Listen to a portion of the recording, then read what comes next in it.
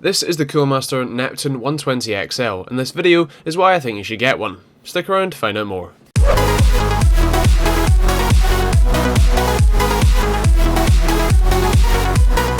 As I said, this is the Cooler Master Nepton 120XL.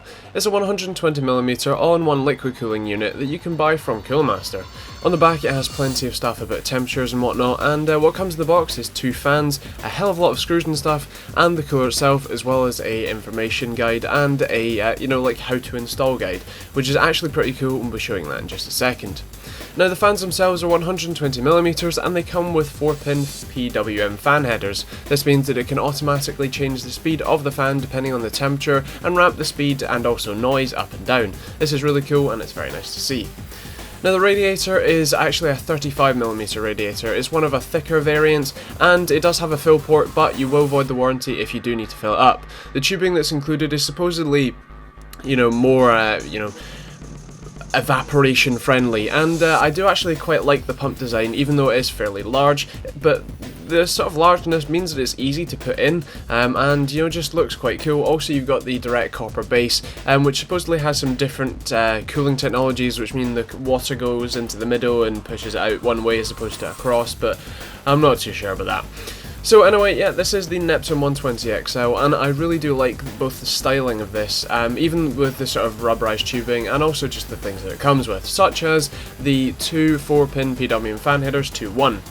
Now, to install this device, you're going to want to put the bracket, the rubber sort of anti-vibration bracket on, and basically screw it in. Using the sort of long screws that go through the fans. Now, the first thing you're going to need to do, of course, if this is an existing PC you're building, is I'd recommend removing the graphics card and probably the RAM just to get some extra space, and also make sure that you remove the heatsink that you've already got on there.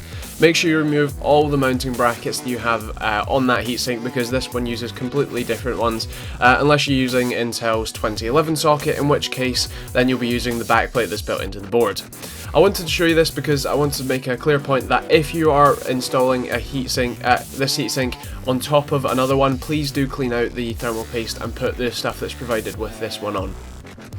Now, in the little sort of install guide, it actually shows you both very detailed and very easy to see diagrams, and both like what screws you need and stuff like that, in all these little sort of picture diagrams, and it also shows you which socket it should be used for, so Intel 1150, 775, 1155, Intel 2011 or AMD sockets. Now, to, as I said, install this, the first thing you need to do is put the first inside the case fan on. You can technically mount this outside the case if you wanted to cut the tubing or something, but I'd recommend just installing it inside and not voiding the warranty. You can install the fan on the outside, the rear fan on the outside if you want to, just like this. They include 2 different screws. One are a little bit longer, so the one on the left I believe is for the outside mounting, and then the one on the right is for inside mounting. Personally, I'm going to mount this on the inside because I don't have too much space, I don't have too much issue with clearance inside.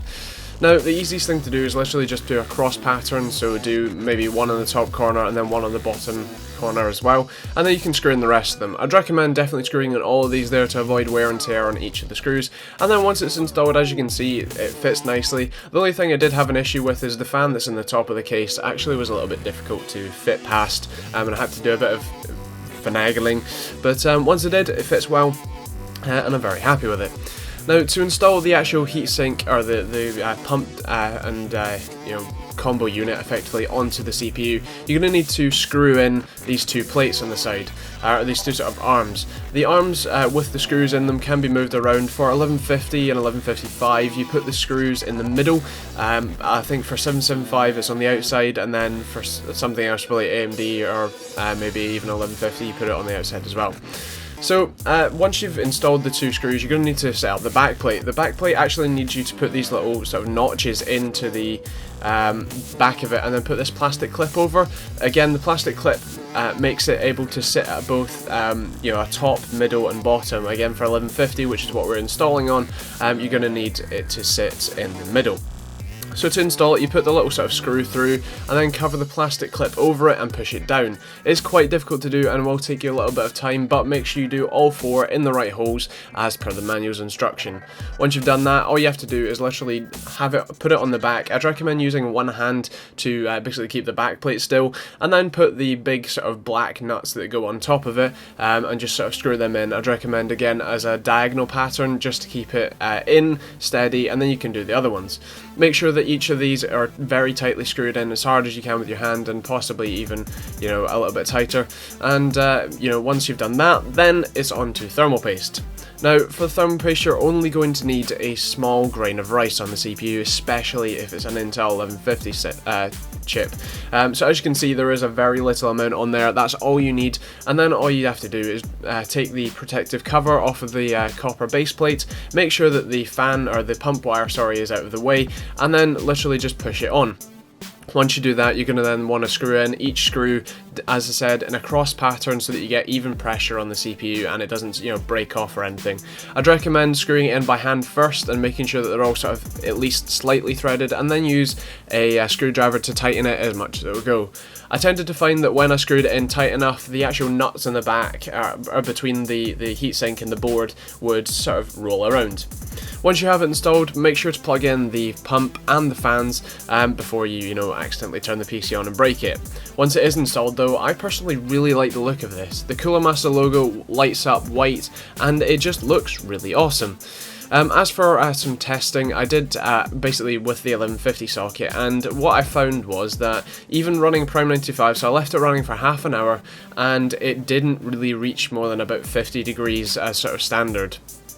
Considering my room, I think the ambient temperature was about 34 degrees, and you know, that CPU being on load, even though it is a dual core, for you know, that long, that's pretty awesome. Obviously you can stress test this harder with something like an 1150 socket, and we will be stress testing this a little bit harder with our new AMD builds that we're going to be doing very shortly. AMD sent over our 9590 for us to play with, so we're going to be checking out that, so check out that video if you want to see how the cooler performed with this chip. Now, as you can see, even after running Prime 95 for a while, it's just too good. So I decided to heat up the entire room a little bit by throwing Furmark on and stress testing the GPU to heat up the entire case and actually my entire room. And even then, even after all that, it still didn't do that much in the way of, you know, taking away results. It was still fantastic. It didn't go more than about 60 degrees, and it was sort of averaging at around about 55 to 60, which is just kind of amazing. Now, the pros of this device is that it's going to fit in most cases. The tubing is perfect in size, so that you can mount the radiator in the front if you really wanted to. It has very good performance. It's reasonably quiet, even when it's ramped up to about 100%. It's still pretty decent, and obviously you can replace the fans if you want to. And personally, I really like the look of this. The cons is that it can get quite loud when it's 100% and right on the edge. But as I said, you can replace the fans, and I really struggled to find anything that was a serious issue with this. Right now, you can check out the price. And it may be better, so it could actually be a sort of 5 for value for money now.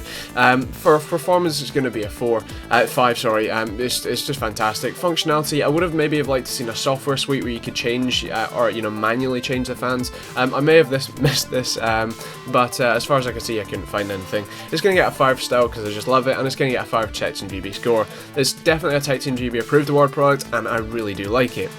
If you're in the neighborhood for a CPU cooler that's gonna keep your CPU nice and cool no matter what you throw at it, unless you throw maybe a 9590 and a lot of overclocking even on that and an overclocked GPU. Anyway, if you're gonna throw that, then it may stress a little bit, but for the value for money, even at this spec, and for this size of radiator, it's going to fit in most cases, even just at the back. It's probably not going to have too much clearance issues, and it's just going to generally be awesome. Now, please do check out the written review of this product. We do try very hard to do a bit of both, and hopefully you enjoy a bit of both as well. If you don't, please do let us know what you prefer in the comments down below, both on the video and on the website. It means a lot to us, and please do give us feedback on both the video, the product, and whatever else you can think of. Other than that, as I said, leave a comment and let us know what you thought of the product, the video, the written article, or anything else you can think about. Other than that, please leave a like if you liked it, dislike if you disliked it, please subscribe if you haven't subscribed already, and other than that, we'll see you all in the next video. So thanks for watching this TechteamGB video. You've probably seen enough of me already, so I'm going to go away right after I say, if you haven't already liked or disliked, just let us know why in the comments down below as well. Check out some of our other videos, hopefully there'll be some somewhere around me. And then also feel free to subscribe as well, that really helps us out, and yeah, obviously shows companies that you love us. So if you do love us, check us out on Facebook or Twitter, hopefully there will also be some stuff around here maybe. But otherwise that's pretty much it from me, so we'll see you all in the next video.